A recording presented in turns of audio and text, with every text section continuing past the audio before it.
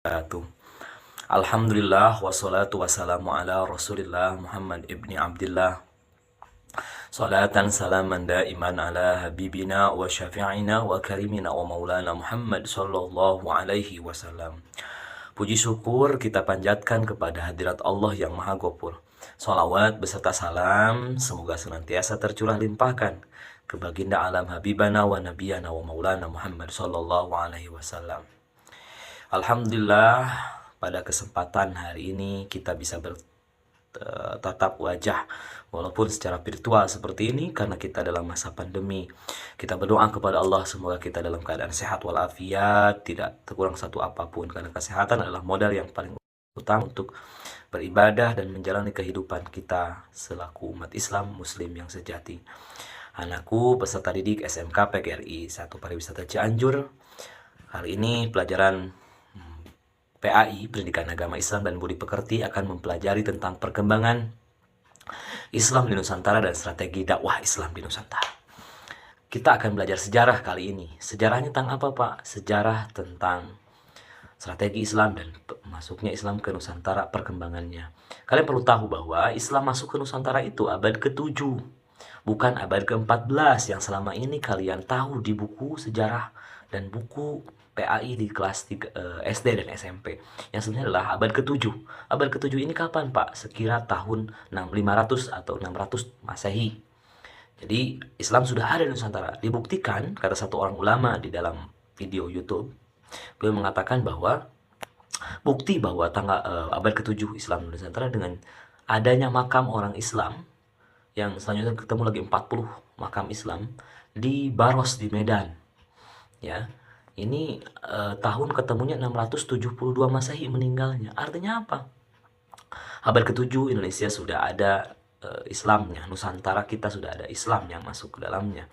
Bukan abad ke-14, ya. Dan harus kalian tahu bahwa abad ke-7 ini abad periode Rasulullah Shallallahu alaihi wasallam. Artinya Islam masuk awal-awal ke Nusantara itu dengan di awal-awal juga Islam ada disebarkan oleh Rasulullah.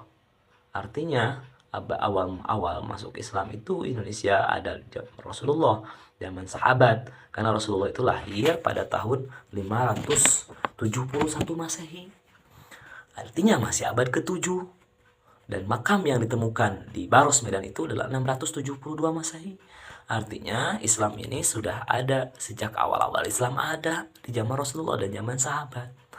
Yuk kita sejarah kita, semoga kalau kita tahu jangan dibodoh-bodohi. Nah, selanjutnya kita akan belajar tentang strategi para dai kita. Rasulullah menyebutkan balighu anni walau ayat, sampaikan walaupun satu ayat.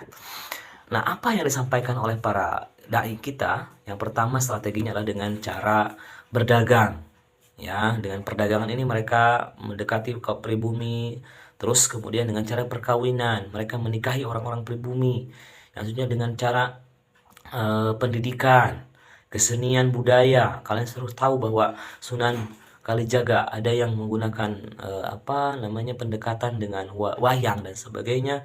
Kemudian dengan politik, contohnya raja yang masuk Islam, kemudian semua menjadi Islam rakyatnya, ya, seperti yang terjadi di Sulawesi, kerajaan Tidore dan sebagainya. Kemudian yang terakhir dengan cara tasawuf, karena orang kita zaman dulu itu sangat percaya dengan animisme, kepercayaan yang menuhankan pohon, menuhankan roh-roh seperti itu. Akhirnya tasawuf ini kan taqarrub ilallah, mendekatkan diri kepada Allah, pendekatan lebih ke batin. Akhirnya mereka mudah memahami dan mau masuk Islam. Ini pendekatan strategi dai-dai kita dulu. Balighu anni walau ayat. Ini yang menjadi semangat mereka menyebarkan agama Islam di Nusantara. Setelah lama kemudian jadilah kerajaan karena banyak orang Muslim Islam di Nusantara ini.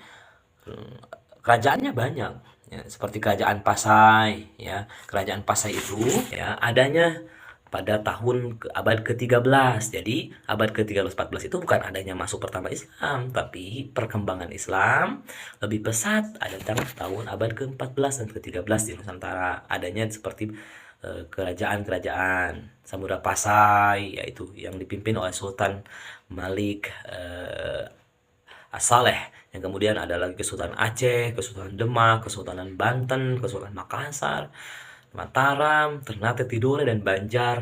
Kesultanan Banjar ya yang dipimpin oleh Muhammad Raden atau Raden Samudra disebutnya. Kemudian secara spesifik Pak, kalau di Nusantara ini di Pulau Jawa, siapa sih yang menyebarkan Islamnya? Yang paling ini adalah Wali Songo. Ada Sunan Maulana Malik Ibrahim, Sunan Gresik, ada Sunan Ampel yang nama aslinya Raden Rahmat, terus ada Sunan Bonang yang nama aslinya adalah Mahdum Ibrahim. Kemudian Sunan Derajat, Sunan Kudus, Sunan Giri, Sunan Muria, Sunan Gunung Jati, Sunan Kalijaga.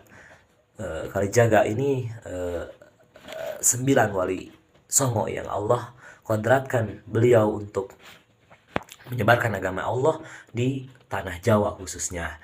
Ini kapan Pak? Periode wali songo itu abad ke-14 ya. Kita simpulkan saja secara singkat bahwa Islam itu ada di Nusantara abad ke-7 bukan abad ke-14. Kemudian ini dengan berbarengan dengan Rasulullah Shallallahu Alaihi Wasallam awal-awal Islam, karena Rasulullah itu kalau secara Masehi lahirnya 571 Masehi ya, atau 22 April kalau di bulan tahun Masehi. Jadi beliau wafat kemudian oleh sahabatnya khalifah. Nah, sampailah ke Nusantara ini abad ke-7 awal-awal ya. Kemudian strateginya tadi dakwah para dai menyebarkan Islam dengan cara satu, tadi ada yang dengan cara pendidikan, politik, terus dengan cara perkawinan, perdagangan, dan segala macamnya lah. Kemudian selama berakumulasi penduduk muslim semakin banyak adalah kerajaan Islam, Samudra Pasai, Demak, Banten, dan spesifik Wali Songo itu yang menyebarkan agama Islam di Pulau Jawa khususnya. Kemudian segitu aja dari Bapak, mohon maaf apabila ada kata-kata yang salah, masih banyak kekurangan dari Bapak, kalian silahkan cari referensi lagi. Mudah-mudahan kita melek sejarah bahwa kita tidak ujuk-ujuk menjadi orang Islam. Ada sejarahnya, walaupun Allah sudah menakdirkan, tapi innallaha la yughayyiru biqaumin hatta yughayyiru ma bi anfusihim. Artinya kita muslim ada sejarahnya menjadi Islam itu. Terima kasih. Wabillahi taufiq wal hidayah, waridho wal inayah. Wassalamualaikum warahmatullahi taala wabarakatuh.